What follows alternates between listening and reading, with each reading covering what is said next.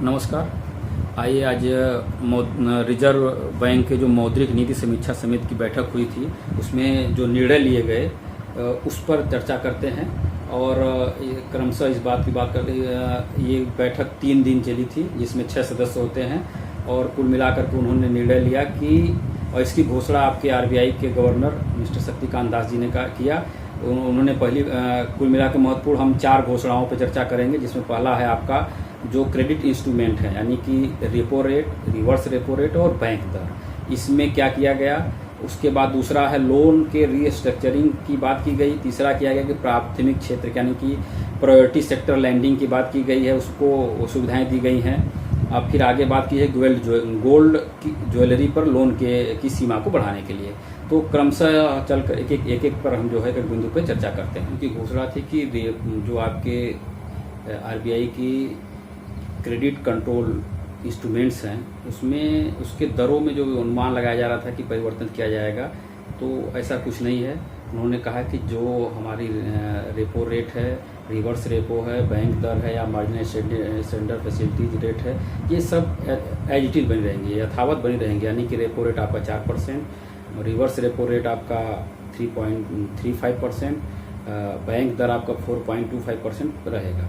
अब यहाँ पे ये है कि रिवर्स रेपो क्या होता है। रिवर्स रेपो से आशय यह है कि आरबीआई बैंक अपना जो अतिरिक्त धन होता है वो आरबीआई में जमा कराते हैं जिस दर को, उसको रिवर्स रेपो कहते हैं। और आरबीआई बैंकों को जिस दर पे उधार देता है उसको हम रेपो रेट कहते हैं। कुल मिलाकर के इस कोविड काल में यानी कि मार्च से लेकर के अगस्त तक की अगर बात करें तो ये तीसरी बैठक थी, ये मौद्रिक समीक्षा नीति की तीसरी बैठक। पहली बैठक आपकी मार्च में हुई, फिर दूसरी बैठक आपकी मई में हुई और तीसरी बैठक ये अगस्त में हुई है। अब आगे एक प्रस्तावित बैठक है अक्टूबर में।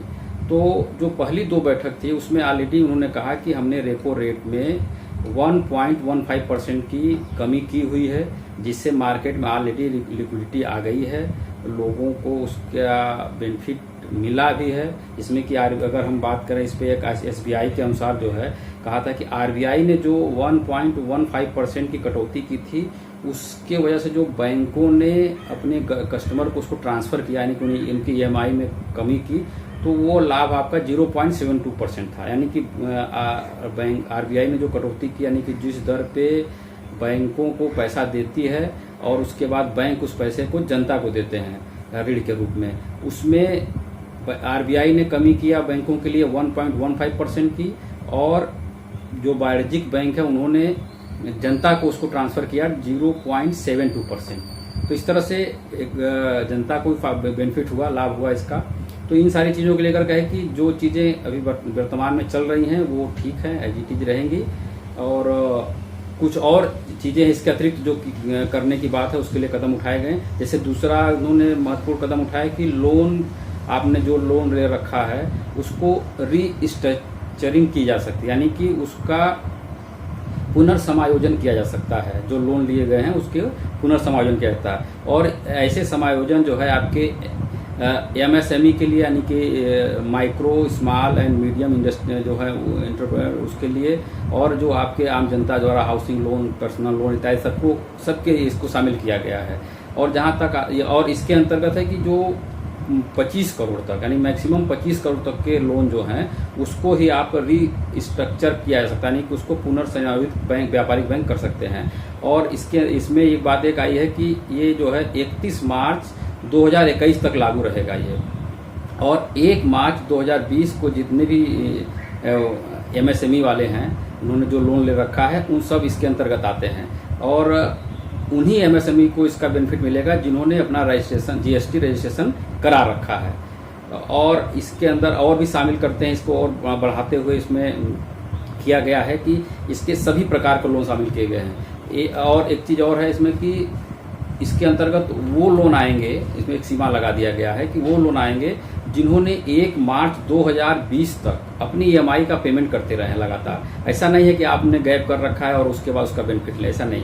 आपने अगर लगातार कंटिन्यूअस में अपनी ईएमआई का अपना भुगतान करते रहे हैं लोन के, और आपने 1 मार्च 2020 तक किया हुआ है तो आपको इसका बेनिफिट मिलेगा।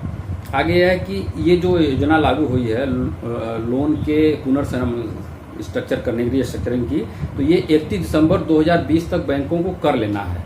यानी कि उनको अंतिम मैक्सिमम समय सीमा दे दी गई है कि आप जो है 31 दिसंबर 2020 तक इसको अवश्य लागू कर लें। इसका लाभ क्या होगा? तो इसमें जो आम व्यक्तियों के लिए या छोटे उद्योगों के लिए इसमें सबसे बड़ी लाभ यह है कि ये लोन की अवधि की वृद्धि की जा सकती है और इसमें जो है ब्याज भुगतान में राहत मिल जाएगी। यानी कि आपकी जो EMI का बना हुआ है बैंक द्वारा उसको पुनर्समायोजित किया जाएगा, उसका बैंक अपना करेगा, तो आपके ब्याज में कमी आ सकती है। और है चीज़ कि इसका अवधि बढ़ा सकती है। लोन के आपने 20 वर्ष का लिया है, 15 वर्ष के लिया है, तो उसकी अवधि को आप बढ़ा सकते हैं। इस सब चीज़ें आपको बेनिफिट मिलेगा। एक चीज़ और इसमें और है कि अगर आप नया लोन ले रहे हैं तो आने वाले 2 वर्षों तक आपको इसका लाभ मिलेगा। जो नए लोन अब लिए जाएंगे उस पर भी ये लागू होगा, लेकिन वो उसका लाभ 2 वर्ष के लिए ही मिलेगा। तो ये हो गई। और इसके बाद ये तो 25 करोड़ तक के जो लोन है उसके लिए है। RBI ने एक और काम किया है कि जो कारपोरेट लोन है उनको भी, यानी कि जो 25 करोड़ से ज़्यादा हैं और करीब 1500 करोड़ से अधिक के लोन जो हैं वहाँ तक विचार किया गया है कि इन पे जो है इनके लिए केवी कामत के अध्यक्षता में एक समिति बनाई गई है। वो 1 महीने में इन सभी चीज़ों पर आपका अध्ययन करेगी और अपना रिपोर्ट देगी कि किस तरह से कारपोरेट लोन को, यानी जो बड़े अमाउंट वाले लोन हैं उनको कैसे रीस्ट्रक्चर किया जाए, उसका पुनर्समायोजन कैसे किया जाए। इन सारी चीज़ों को लेकर के केवी कामत की अध्यक्षता में एक समिति बनाई गई है। ये तो महत्वपूर्ण घटना है ये इसके लिए। और चीज़ और है लोन के ही सिलसिले में जो आपके मेरिटोरियम की बात कही गई थी, यानी कि लोन अवकाश की बात जो कही गई थी 31 अगस्त तक, इस 31 अगस्त तक उसको समाप्त होने वाला है। इस पे इस समिति की बैठक में कोई निर्णय नहीं लिया गया, इस पे मौन रहा। तो ये उम्मीद की जा रही है कि जो लोन अवकाश की अवधि है 31 अगस्त के बाद नहीं बढ़ाई जाएगी और जो लोन है, लोन ऋणदाताओं के लिए, ऋणियों के लिए सुविधा ये दी गई है कि वो अपने लोन को पुनर्समायोजित कर सकें। ये एक तरह से RBI के द्वारा एक अच्छा कदम उठाया गया है।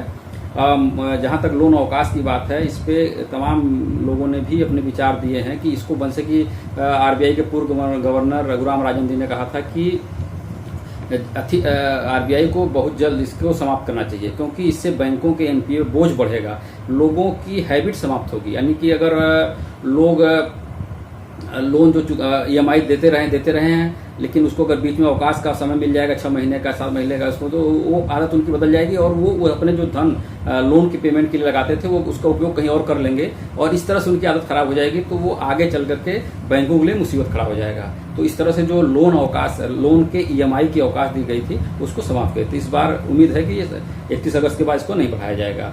और जो तीसरा काम हमने बात की, क्रेडिट इंस्ट्रूमेंट्स यानी कि रेपो रेट, रिवर्स रेट कोई परिवर्तन नहीं किया। दूसरा बात किया लोन रीस्ट्रक्चरिंग की जाएगी। तीसरी बात निर्णय लिया गया कि जो प्राथमिक क्षेत्र के आपके लोनिंग होती है उसके कर्जदाताओं के लिए का दायरा बढ़ाया गया, यानी कि ग्रामीण क्षेत्रों में या स्टार्टअप के लिए जो लोग लोन लिए हैं या नवीकरण ऊर्जा के लिए, जो ऊर्जा के क्षेत्र में जो काम कर रहे हैं, नवीकरणीय ऊर्जा के लिए, उसके लिए जो लोग लिए हैं, ये प्रायोरिटी वाले जो सेक्टर के लोन है, इसके तहत जो है छोटे किसान, सीमांत, कमजोर तबके के लोग जो कर्ज लिए हैं उनकी सीमा को बढ़ोतरी की गई है। इस चीज़ को ध्यान में रखते हुए उसने नेशनल हाउसिंग बैंक और नाबार्ड को 10,000 करोड़ रुपए की अतिरिक्त धन दिया जा रहा है कि ये जो है नाबार्ड या नेशनल हाउसिंग बैंकिंग वाले बैंक जो है उनको RBI धन दे रहा है कि आप जो है इसको कमजोर तबकों में, छोटे सीमांत किसानों में, कामगारों में और नवीकरणीय ऊर्जा के क्षेत्र में जो काम कर रहे हैं, स्टार्टअप के लिए जो काम कर रहे हैं या कृषि क्षेत्र के लिए लोन दिया जाए। तो ये एक अच्छा कदम है कि जो आपके कमज़ोर तबके के हैं या कुटीर उद्योग में हैं या छोटे उद्योग जो स्टार्टअप लेकर काम कर रहे हैं, शुरू किए हैं, उनके लिए जो उनको कोविड काल में उनके लिए समस्याएं आ गई थी, तो वो एक अच्छा कदम है RBI की तरफ से। फिर आगे चौथा कदम इन्होंने एक उठाया कि जो गोल्ड ज्वेलरी पर लोन की सीमा है उसको बढ़ा दिया। अब तक गोल्ड ज्वेलरी पर जो लोन की सीमा थी वो करीब 75% थी, अब कहें कि 90% तक आप उस पर लोन ले सकते हैं। यानी कि आपने 100 रुपये का सोना रखा तो आपको 90 रुपया मिल जाएगा।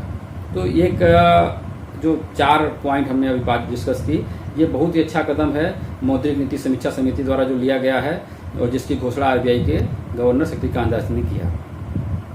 आगे चलते हैं तो इसका जो अपने घोषणा में गवर्नर साहब ने कुछ और बातें कही उसको लेकर के, जैसे कि उन्होंने कहा कि ग्लोबली स्तर पे जो देखा जाए तो विश्व स्तर पे सारी अर्थव्यवस्थाओं पे बुरा प्रभाव पड़ा है कोविड के कारण, और सही भी है। और लेकिन फिर भी हमारे देश की जो विदेशी मुद्रा भंडार है उसमें क्रमशः वृद्धि हो रही है, एक पॉजिटिव संकेत है।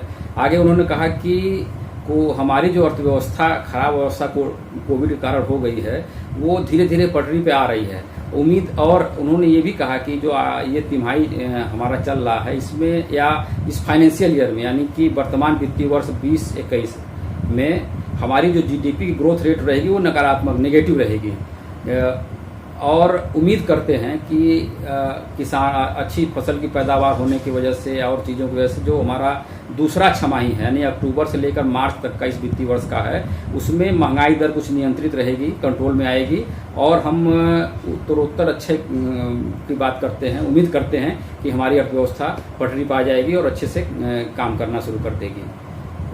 ये सारी चीज़ें हैं आज की। और इसी घोषणा को लेकर के कुछ उद्योग जगत में या बैंकों की तरफ से तमाम बुद्धिजीवियों की तरफ से कुछ अच्छी बात आई है, जैसे कि एसबीआई के चेयरमैन रजनीश कुमार जी ने कहा कि मौजूदा परिस्थितियों में नीतिगत दर को यथावत रखना युक्तिसंगत, यानी कि जो भी ये repo rate reverse repo rate रखा गया है यह अच्छा है क्योंकि ऑलरेडी जो बैंक इसने जो कमी की हुई है 1.15% की कमी पिछले 2 बैठकों में अपना कर ले लिया है, उसके तहत जो है काफ़ी लिक्विडिटी मार्केट में आ गई है।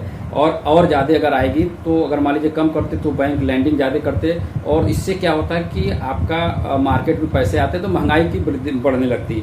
तो इन्होंने कहा कि ये पॉजिटिव कदम है आरबीआई की तरफ से। आगे इंडियन बैंक के प्रबंध निदेशक पद्मजा चंदुरू ने कहा कि मौद्रिक नीति समिति की कदम व्यवहारिक है और इस ये जो नरम रुख अपनाया है इसको बनाए रखना चाहिए। आपके फिक्की के आपके हैं सीआईआई के अध्यक्ष उदय कोटक ने भी इसको स्वागत किया है। फिक्की के अध्यक्ष संगीता रेड्डी ने भी इसकी स्वागत किया। उन्होंने कहा कि कर्ज का पुनर्गठन की जो बात कही गई है यह बहुत अच्छा कदम है, इससे उपभोक्ताओं ऋणियों को फ़ायदा मिलेगा और छोटे उद्योगों को भी इसका लाभ मिलेगा। इस तरह से कुल मिलाकर के आरबीआई द्वारा जो अपनी तीसरी बैठक में निर्णय लिया गया मौद्रिक समीक्षा समिति की तीसरी बैठक में, वो कुल मिलाकर के सकारात्मक है और आने वाले समय में हमारी अर्थव्यवस्था के लिए ये एक सकारात्मक प्रभाव छोड़ के जाएगा।